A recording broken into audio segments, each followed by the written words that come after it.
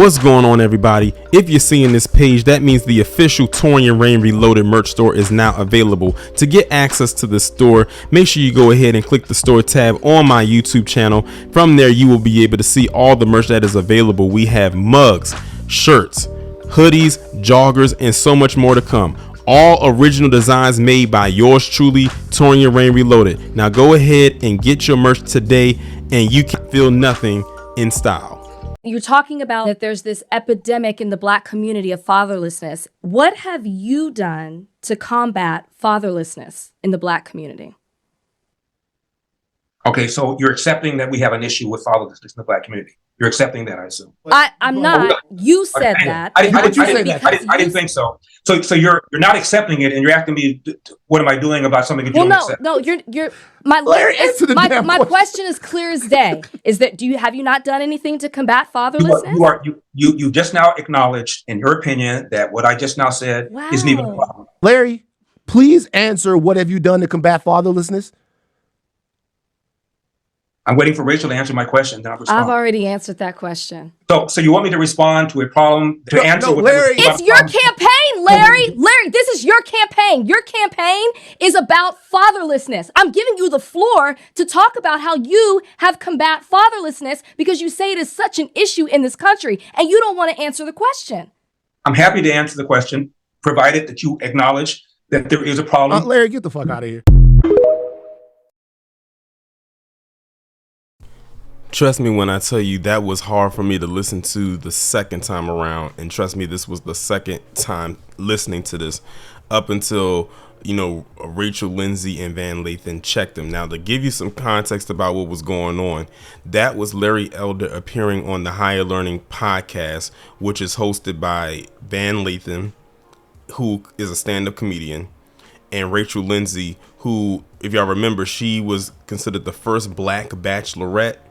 And now she's doing this podcast with Van Lathan as a duo. And let me just tell you right now, I'm actually subscribed to their Higher Learning podcast. I really actually enjoy it. It's pretty entertaining. And they talk about some serious issues as well. They throw a little comedy in there as well. And let me tell you, all the times that I have listened to that podcast, I have never heard Rachel get out of character like that before. She's always been a more calm, mellow character, like person. She kind of bounces off of Van. That's how you develop chemistry when it comes to doing podcasts. If it's not a solo podcast, if you're doing it with more than one person, they pretty much have good chemistry. But that day, whenever this was done, which I'm assuming was recent, considering the political climate that it's in right now, I've never seen her get out of character like that before. And they've had guests on in the past, but I've never seen her raise her voice like that. So it kind of caught me off guard. And one thing I've always told people, if you take a person who's usually calm and mellow and you make them get out of their element, out of their comfort zone, and that means it's something you've done. Because if they're comfortable around a good 90+% other people, and you're that 1% person that takes them out of that zone, then it's something that you did.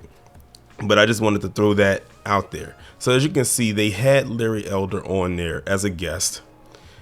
And this is exactly why I couldn't talk to someone like a Larry Elder. I can only speak about them, and from a distance at that, because I probably would have had the same reaction Rachel would have.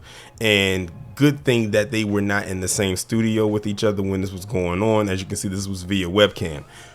So who knows what would have been like if they was inside of the studio with each other.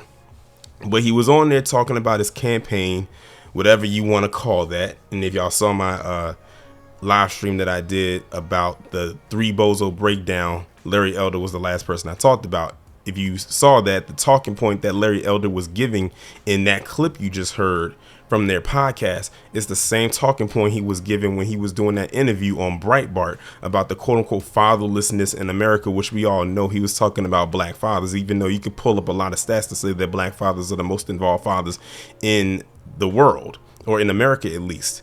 And I was wondering to myself, where did this talking point come from? What was the backstory there? And then Kid Gravity has sent me an article that Larry Elder had wrote, I think back in 2021, where he's talking about the relationship he had with his father, which was not the best relationship. And then Rob from Blacklight Revelations had broke it down in the comment section for the playback, and he was breaking down each person I was talking about, because I was talking about Brandon Tatum, Jason Whitlock, and Larry Elder. And the breakdown for it with Larry Elder is that this guy just clearly has daddy issues. Like, he probably sees a lot of other people who have fathers in the home, or maybe they don't have a father, whatever the case may be, and he's projecting. They all projected, to be honest, but that was his issue. And basically, Rachel and Van were both questioning Larry Elder that one simple thing, since that's what he's running his campaign on.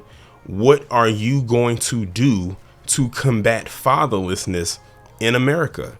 And just like I knew Larry Elder was going to do, he was going to deflect and not answer the question, because he's doing the same thing that a lot of these other politicians do.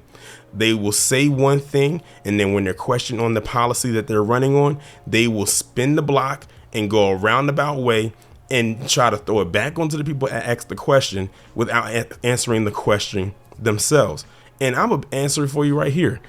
To answer the question that Lindsay had for Larry and Van as well, about what he's going to do to combat fatherlessness, not a damn thing.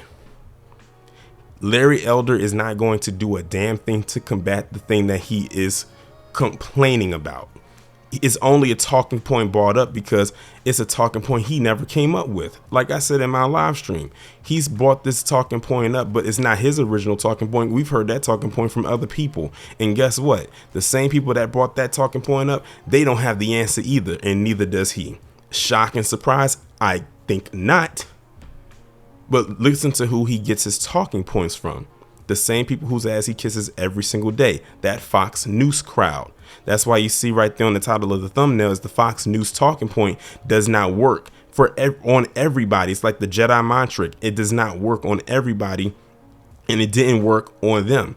And then on top of that, what took Rachel out of her element is what I find as something that is a pet peeve of mine. To insult my intelligence.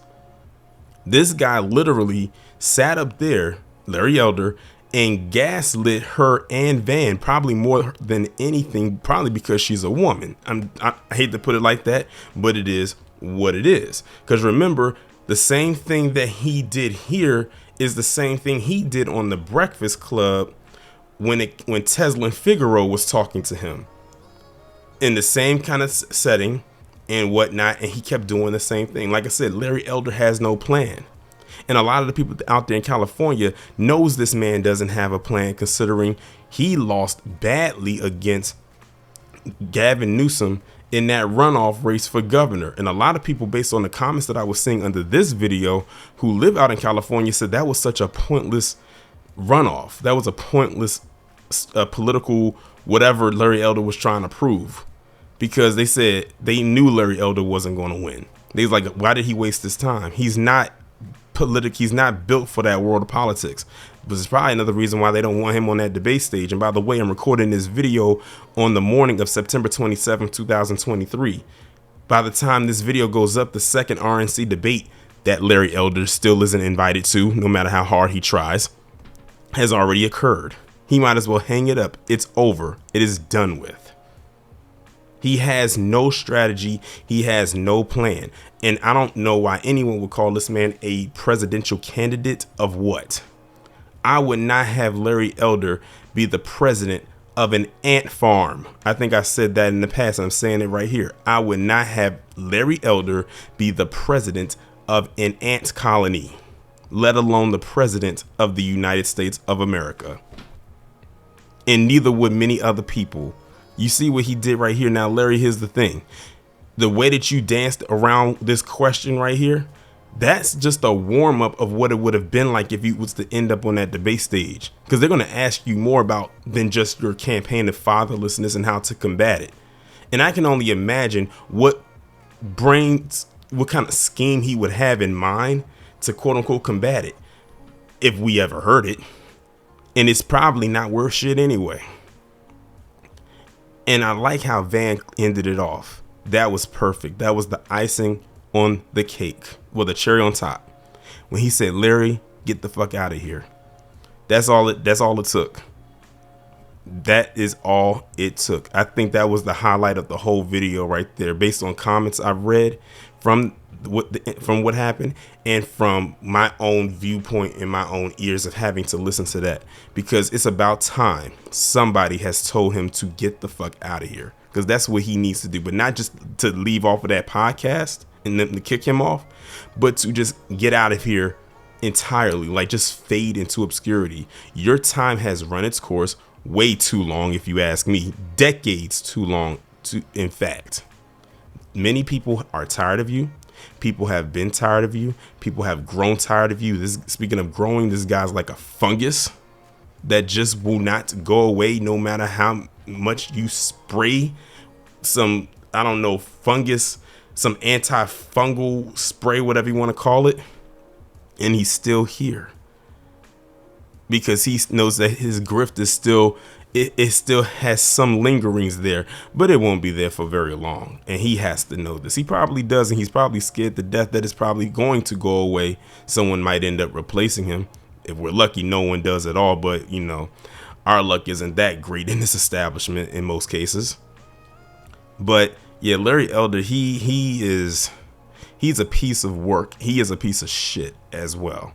And it's high time people understand that. But I think based on what I've seen in the comment sections under this video, under the small clip, people are starting to grasp who this guy is. He's nothing more than a one-trick pony. And again, the talking point that he uses, we know exactly where he gets it from. That's why he doesn't know how to respond to the question of how do you plan to combat fatherlessness, even though that's the campaign you're running on. He doesn't know because he doesn't have a plan. It's just a talking point for him. Well, if this is going to be a talking point, just let it be a talking point. Don't try to run for president on that, because there's nothing there. And besides, how does that actually push like everything forward?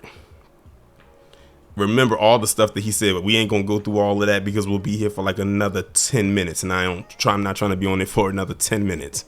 I think I pretty much up until this point have everything that I have to say as it pertains to this. But the unfortunate part is I have a feeling this isn't going to be the last time I talk about Larry, not my elder.